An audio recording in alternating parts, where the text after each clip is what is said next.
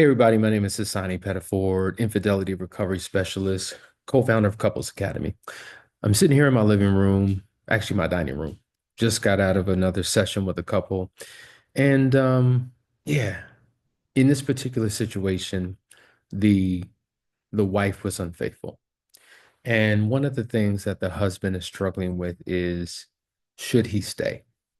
Because he is of the opinion that if he stays, he feels like he's disrespecting himself, that somehow staying means he's less of a man. And unfortunately, this is a belief, this is an idea that many men hold on to. And I think that unfortunately, society does a horrible job of reinforcing this idea. But you can't believe what you see in social media. When you see in social media hashtag quotes and things that would suggest that you're crazy if you stay, if you pay attention to everything you see on television, whether reality shows, movies, television shows, it will reinforce the idea that no decent man would ever stay. But sitting in my seat for the last 18 years working with couples, I would probably say about 35 to 40% of the couples who come to us, the wife was unfaithful.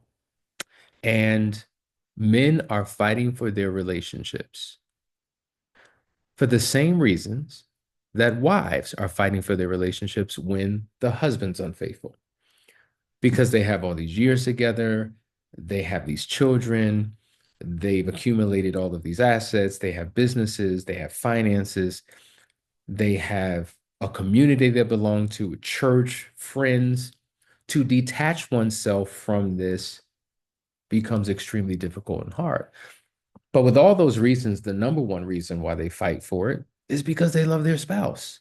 That though I am hurt by you, I still love you. And that's the internal struggle that people have.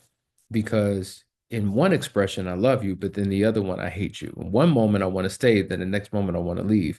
And it's just like it's different strokes for different folks, but different ways on different days. And so I just want to speak to the men who are watching right now. And if you're a woman watching, share this with your husband because the reality is this whole idea that you're less of a man if you stay is ridiculous. It is a philosophy that we have to remove from the culture because the fact of the matter is, true strength is a choice, not a reaction.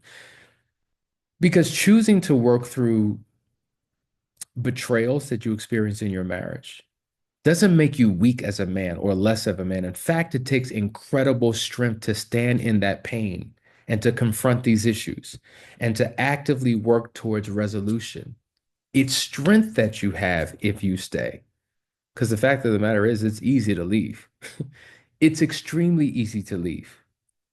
And so I think that's important that in this culture we learn how to redefine masculinity because there's a belief that staying after betrayal means that you're not man enough. And because manhood is rooted in this concept of masculinity, well, that's only equated with power and strength and dominance and control.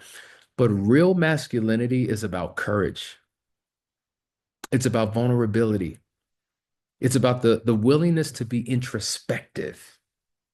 It means embracing your humanity inside the struggle that you are currently experiencing.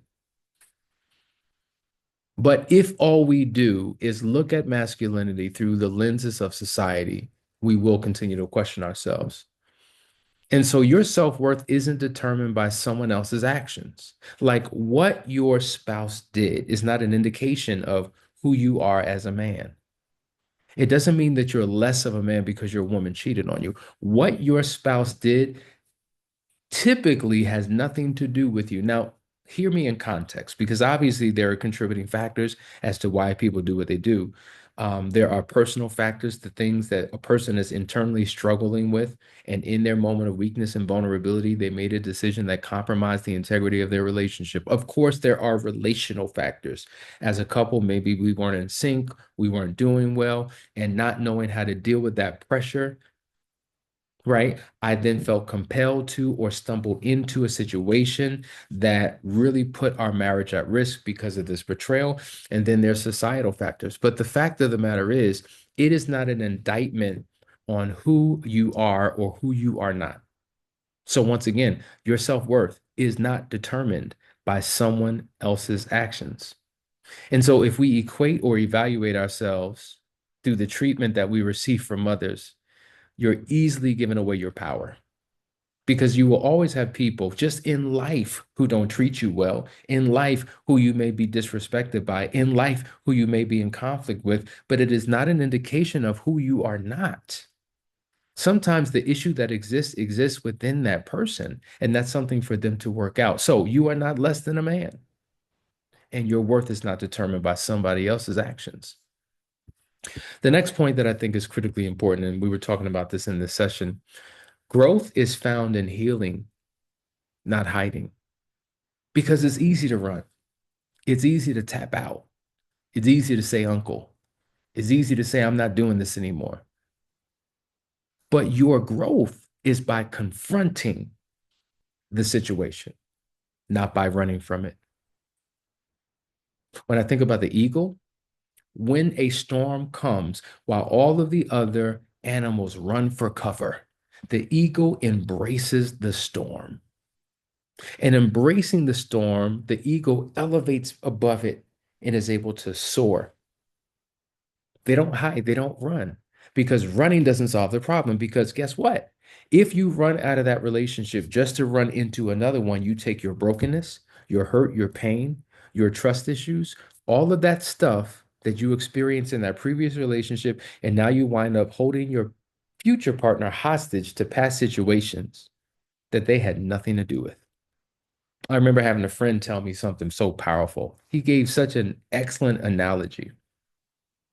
Dondre Whitfield. He said, imagine going to a restaurant, right? You bring your lady to a restaurant, and the waiter comes over and he says, listen, I know you're looking at your menus, but before you can order, you have to pay the bill of the couple who sat here before you. And you two are looking at each other like, what? What do you mean I have to pay the bill of the person who sat here before me? Ain't no way in the world. You will get up and you'll go to another restaurant or you'll complain to the manager or something, but you're not paying that bill, right? But oftentimes, when we've left relationships in a broken state and enter into new relationships because we didn't take the time to heal, we're forcing our next partner to pay the bill, if you will.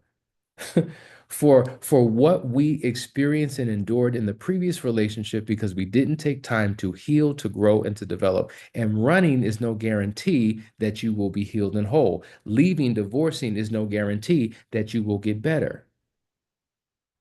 So remaining in that situation and choosing to face what has occurred and growing in that process, that's a true sign of strength. That's what makes you a man. So I need you to reclaim the narrative. And in order to reclaim the narrative, you've got to embrace a new belief because the beliefs that you're holding on to, that you're not a man, that you're disrespecting yourself, if you inherently hold on to that belief, it will shape how you approach life. It will influence how you interact with your spouse. It will impact your level of belief for what you believe is possible. It will alter, shift, and change your ability to trust, which will then compromise the potential of what you can have and be and experience in this marriage. So you got to change your beliefs. You got to have a new belief system. You have to believe what's possible. If you believe that healing is possible, if you believe that you can have a restored relationship, that belief will now govern and shape your behavior and increases the probability of things working out. So I just want to encourage you, men, all of you who have experienced a betrayal by your wife, your knee-jerk reaction to leave or to question your manhood or masculinity, I'm encouraging you to think different. I'm encouraging you to do different. And if you need help figuring this thing out, reach out to us because that's what we're here for. We're here to guide you through your personal healing process so that you can overcome the pain that you're currently going through so that you can live the best life that God has designed you to live and you can show up in this marriage and have an amazing relationship that has been promised to you. So, if you need help, there's a link at the bottom of the screen, right? You see that number on the screen, 678-200-8996. Go to couplesacademy.org. This is what we do. I specialize in working with men who are in deep pain, who want to be free. All right, guys, take care.